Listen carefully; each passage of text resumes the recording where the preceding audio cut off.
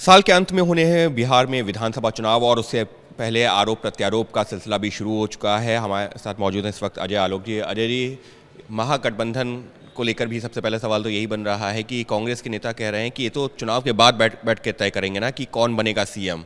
तेजस्वी के नाम पर जब जो सवाल पूछा गया तो सरकार बनाने का दूर दूर तक इनको अंदेशा नहीं है। ये सोच रहे हैं कौन बनेगा सीएम। ये महागठबंधन नहीं है, ये महाठग बंधन है।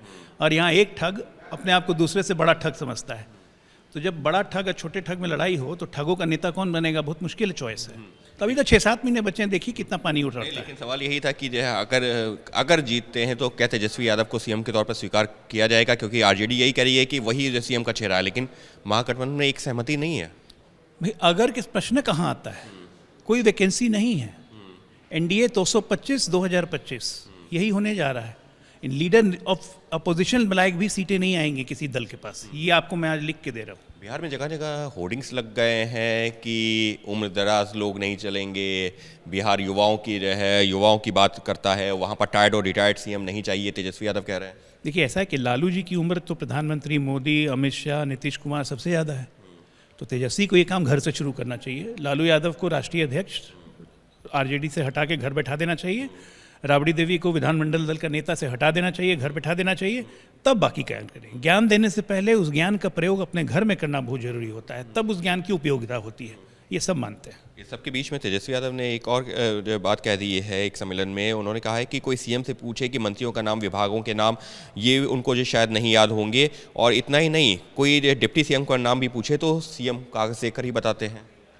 कल विधानसभा में सीएम ने 1993 की या 94 की बहुत सारी बातें बताई। लगता है तेजस्वी जी ने सुना नहीं कि कैसे लालू प्रसाद अति पिछड़ों का विरोध करके उनका आरक्षण खा रहे थे और क्यों नीतीश जी अलग हुए थे। उसके बावजूद भी नीतीश जी के ज्ञान पर सवाल उठा रहे हैं। इसको कहते हैं ऊपर का माला खाली होना। ये सब में हो चुका है। तेजस्वी और राहुल गांधी में एक सिमिलैरिटी है, लैक ऑफ ग्रे मैटर। लेकिन बेरोजगारी और गरीबी में नंबर 1 है। किसानों की आय में सबसे फिसड्डी है। मौजूदा सरकार से सब परेशान हैं, लगातार हमलावर हैं मौजूदा सरकार के ऊपर, बीजेपी और जेडीयू गठबंधन एनडीए की सरकार के ऊपर। भाई देखिए, वो विपक्ष में है तो स्वाभाविक है हम पे हमलावर रहेंगे। लेकिन जनता का क्या है? जनता देख रही है कि पिछले 20 वर्षों में बिहार में क्या क्या विकास के काम हुए हैं। बिहार में एक भी घर ऐसा नहीं है जहाँ बिजली नहीं है, एक भी घर ऐसा नहीं है जहाँ पानी नहीं है, एक भी ऐसा गाँव नहीं है जो रोड से कनेक्टेड नहीं है। लॉ एंड ऑर्डर परफेक्ट है। तो ये सब चीज़ देख के जंगल राज वालों को समस्या हो जाती है ना। इन लोगों को ये सब विकास से कोई मतलब नहीं है।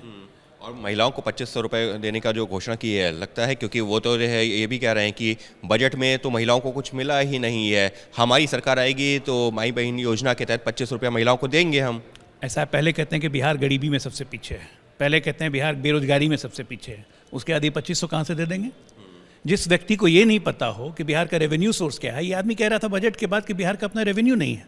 और ये आदमी डिप्टी सीएम था 17 महीने तक। दुर्भाग्य है ना बिहार का कि बिहार का सेल्फ रेवेन्यू 59,000 करोड़ का है। ये इसको नहीं पता और ये काम करेंगे सीएम बन के। तो ठीक है, मुंगेरी लाल के हसीन सपने देखिए। मुंगेरी लाल के हसीन सपने देखने में कोई हर्ज नहीं है, कहना है बीजेपी प्रवक्ता अजय आलोक का। और साफ तौर पर आरोप प्रत्यारोप का सिलसिला लगातार बढ़ता ही जा रहा है। सहयोगी कैमरा पर्सन मान के साथ अंकित गुप्ता, एबीपी न्यूज़, दिल्ली।